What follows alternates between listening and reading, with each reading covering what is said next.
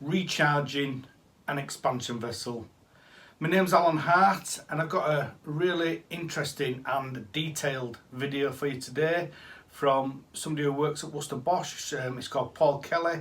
He's a service engineer or a breakdown engineer, and he's going to go through how to repressurize an expansion vessel in a combi boiler or a system boiler. This is a very detailed video. It's quite long, but it goes through all the different things that you need to do, and it also has got some little tips and tricks in there as well. So yeah, please add some comments below and like, comment, share, all that stuff, all that good stuff, and yeah, enjoy the video. This video is for gas safe, registered and trainee gas engineers under supervision. Please comply with the current regulations at the time. Recharging an expansion vessel on a combi or system boiler.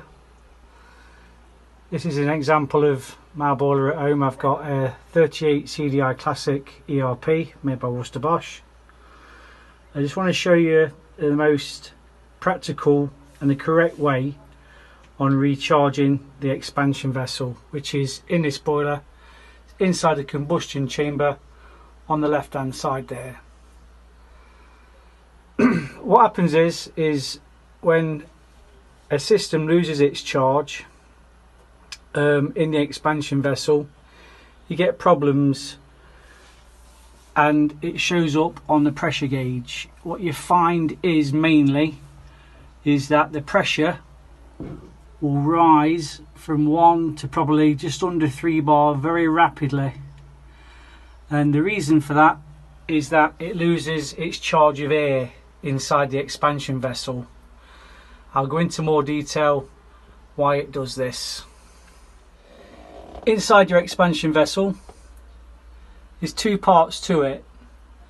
There is, inside of it is a neoprene or rubber balloon inside the expansion vessel, which is connected, a bit hard to see, but just in there there's a connection at the back there to the expansion vessel. That's a water connection to the expansion vessel.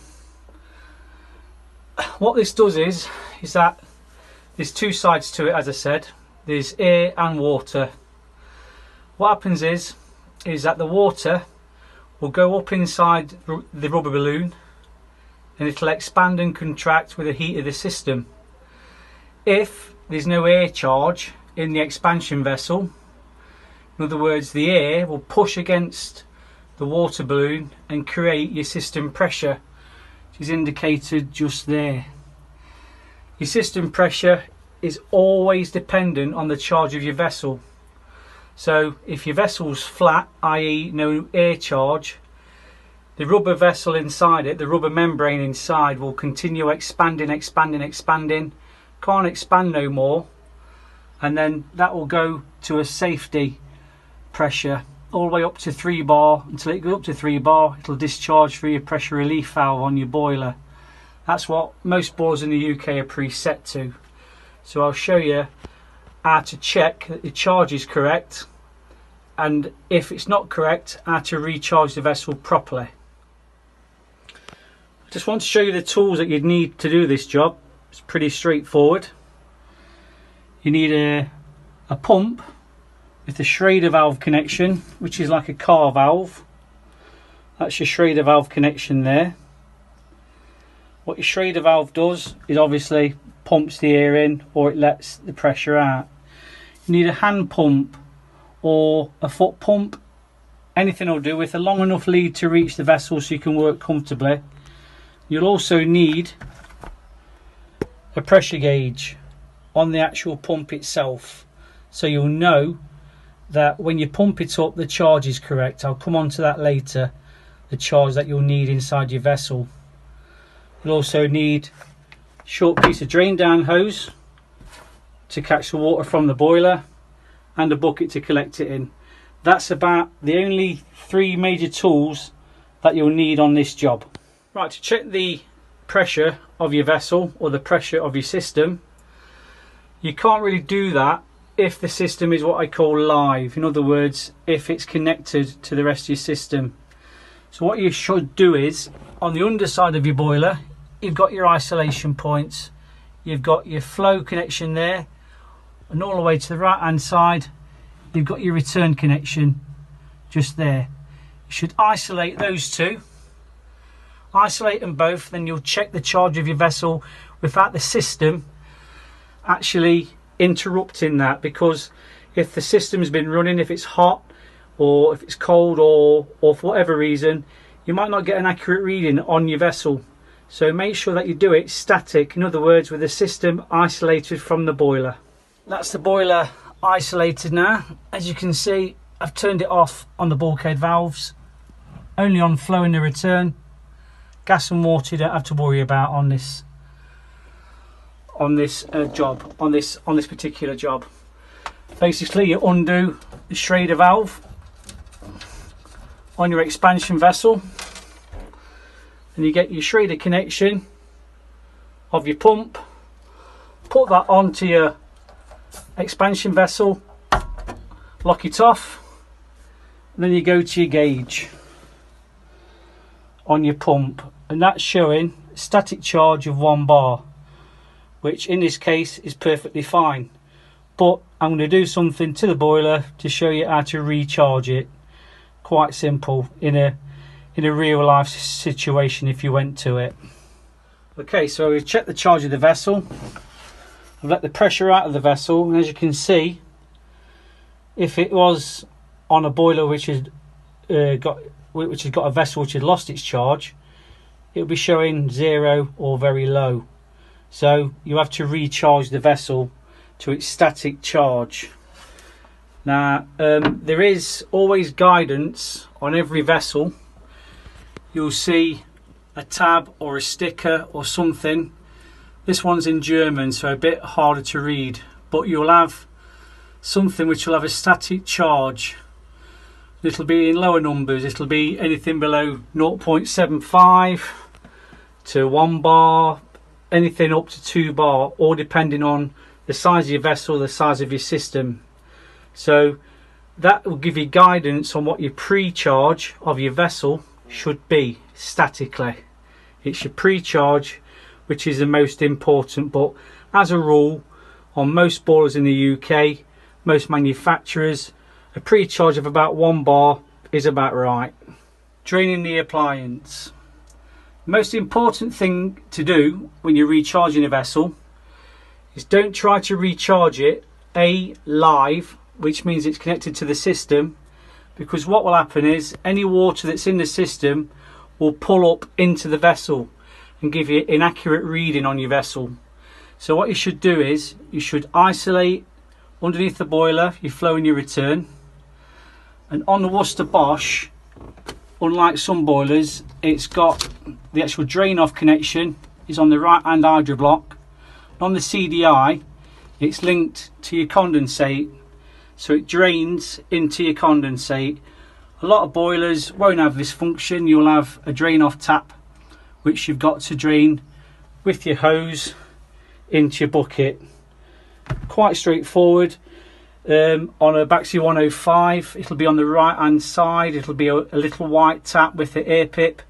You open the air pip and let it drain into your bucket that way until the water's drained off. On an Ideal Logic it's a thumb screw. It's like a little screw with a slot in it at the back. You'll see like a black rib connector what you can put a hose onto, and it's the same old thing, as long as you can drain the appliance so that the appliance actually is dry when you're doing the pumping up, because you can't pump it up with there being water inside the actual appliance. You'll get the false reading and it won't be at the right pressure. You've got to let the pressure out of the boiler, all the water out of the boiler, before you can charge the vessel. Quick tip on Worcester Bosch appliances: if you open your drain tap just there, do it anti-clockwise to drain it, and you think, oh, nothing's happening. So then what you do is you pull off your diverter motor, which is just here, and you press your diverter downwards, you'll hear water leaving the boiler. That will drain the appliance, or depending on what mode it's been left in previously, pressing the diverter motor down, taking the motor off and pressing the valve down will drain the appliance of any water. And you'll see that it's working because the drain off hose linked up to the condensate, you'll see condensate moving around in your trap, which tells you that the boiler is losing the pressure. Once you drain the appliance, it's drained down your drain off hose, you attach your pump to your schrader valve on your expansion vessel, and then you watch the gauge on your pump. All you do, pump it like you would, like you're pumping up a bike tyre. Dead straight forward. Static charge on this vessel is 0.75 to 2 bar. So I pump it up to 1 bar.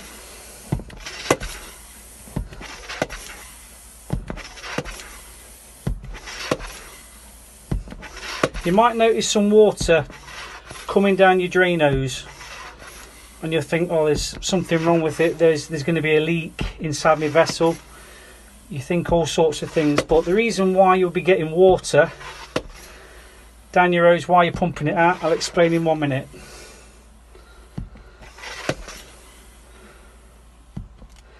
There, pumped it up to its pre-charge of about 1 bar. So we've got our pre-charge at around about 1 bar.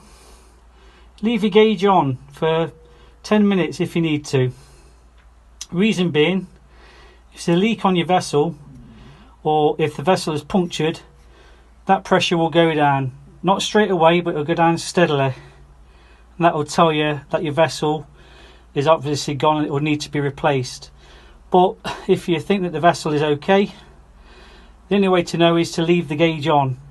Leave it on for a good 10 minutes and see what the gauge does. So leave that to one side. As I was saying a moment ago, you might notice water coming down the hoses as you're pumping it, and you're thinking, oh right, that's it, that must be the vessel gone. Don't always think that. What happens is that when the vessel loses its charge, naturally it will just lose its charge through the air valve naturally, like a car. If the car was left years, it would lose pressure out of the tyres. It just loses it naturally through the valve. But as you're pumping it and you notice water coming out, the reason what that will be normally is condensation, what builds up inside the expansion vessel. Condensation builds up, and then what you get is water inside the actual balloon inside your vessel and water on the outside. So you've got no room for expansion nowhere, because obviously basic physics, you can compress air, you can't compress liquid. So as a liquid expands, it's got no air to push against, it's pushing against water, it can't compress anywhere. So that's when your pressure builds up, and you'll see it on your gauge flying up to 3. Normally the needle trembling, what we call a trembling needle, it'll go up in no time at all, up to 3 bar. But don't think that if it's losing water out of the vessel, keep pumping it until all the water goes, and then go back to seeing your gauge static and see what the reading is static, because it might not always be a punctured vessel. So we've charged the vessel, we've pumped it up, drained it off. Next thing to do, you close your drain off. Make sure that you close your drain off, make sure it's closed tightly. You don't want to refill your system and have a waterfall. You remove your hose off your expansion vessel. So you know now that your boiler is pumped up to the correct charge on your vessel. It's isolated from the system, so you'll know that that's pumped up and ready to go. One other thing which I always advise people do on your schrader valve, get your LDF and check your valve. Just put LDF normally on your valve there. If you've got bubbles same as any gas leak. In this case it's not natural gas. You'll get air escaping from the valve. If that happens, I'll show you another tip of things you can do to save you replacing the vessel. In my experience, 9 out of 10 vessel jobs doesn't need a new vessel. If you're finding that your vessel is losing air through your schrader valve, there is a tool and some other bits which you can get, which you can do to repair the vessel if it's just a valve that's faulty. You can get one of these, which is a schrader valve removal tool. Looks like a screwdriver, it's just got a slot in the centre. That will fit over the schrader valve. You can remove the valve from the actual boiler, from the actual vessel, sorry. You remove the valve from the vessel, you put a new schrader valve in it. Once you put those all up, the same process, pump it up again to its static charge. Make sure it's hold its charge, make sure it doesn't leak, and normally you're good to go on your vessel. It's a very cheap, very effective way, because a lot of vessels can leak. The schrader valves can get muck on the seating of them and stop them holding the charge. Very simple fix to do, save you putting a new vessel in. So now we've checked the vessel and it's staying charged what it should be. Remove your pump and then you open up your bulkhead or your bulkhead valves, put them both on, your flow and your return both on, and you check your static pressure again. Sometimes you might find, oh, it's gone back up to 1 bar, don't need to put no water in. That would tell you that the vessel has been obviously faulting for a while, and people putting pressure in and pressuring all the time, topping it up, having to top it up daily. Reason being is that the vessel can't hold its charge because there's no air in it. The expansion on your system is just expanded water, it's not pushing against air, so it doesn't create any system pressure. All that's reading will be the pressure of the water in the system, not the static charge of the pressure in the system. So one to bear in mind, you think, or when you turn the boiler back on your bulkhead or your isolation valves and it shoots back up to 1 bar, you normally think, oh, there's something wrong. Don't think that, it means that it's at the correct pressure. Quite a good tip to bear in mind. So now with the expansion vessel recharged, system back on, pumped up to its pressure, up to 1 bar. On the CDI on this model, it'll go for a pump exercise and it'll purge. It'll get any air what's in the system out of the automatic air vent, which is at the back just here. Bit hard to see, bit dark. This auto air vent will let air out of the system. The pump will go at different speeds and it'll purge any air out of the heat exchanger and it'll purge the system out. So that should be the correct way to pump it up to pressure. You might notice this will drop a little bit, but when it stops running the needle will go back up to 1. That's just showing that the pressure is obviously altering with the pump. Don't be worried about that, don't over pressurize. A lot of people think that you should always pressurize to 1.5 bar. I'll give you a tip on this. Don't always pressurize to 1.5 bar, because what you're doing is you're altering the static pressure of the appliance to start with. What you should normally go by is the pre-charge on the vessel, which is stamped on it. I've got some examples on photos. Always look at your pre-charge. If your pre-charge is only half a bar or 1 bar or something, you shouldn't ever go over really 1 bar static pressure, because when you're going from a start with the expansion vessel, if you overcharge it to 1.5 bar your system, you're putting pressure on the membrane straight away without there being any heat on the system or whatever, and you'll find that when it gets hot the pressure gauge will fly up to like 2.5 in no time at all, because the system's already under pressure. Keep it normally, as a rule of thumb, around about 1 bar, and you won't be putting your system under adverse pressures. Dead important. I've even known some Worcester boilers charged at 0.75 and they work absolutely fine. The vessels are fine because they're not overcharged. If you overcharge the vessel, you're really starting with the vessel being under pressure, which is not good for the system, which can lead to a failure. So bear that one in mind, guys. It's a really good tip to have. Thank you very much for that, Paul, and thank you for all the help that you're giving and all the knowledge that you're sharing into the training group. It's yeah, it's a breath of fresh air, really, to be honest. So thank you very much for that. Yeah, if you've got any questions, please ask them in comments below. And if you are an apprentice or somebody who's training to be a plumber or a gas engineer, please come over to our training group, and yeah, we'll try and help and support you if we can. Thanks for watching. Always refer to the manufacturer's installation and servicing instructions. There'll be lots of charts and lots of help in there so that you know that you're doing the job correctly. And if you do get stuck, ring the manufacturers. The manufacturers are normally happy to help.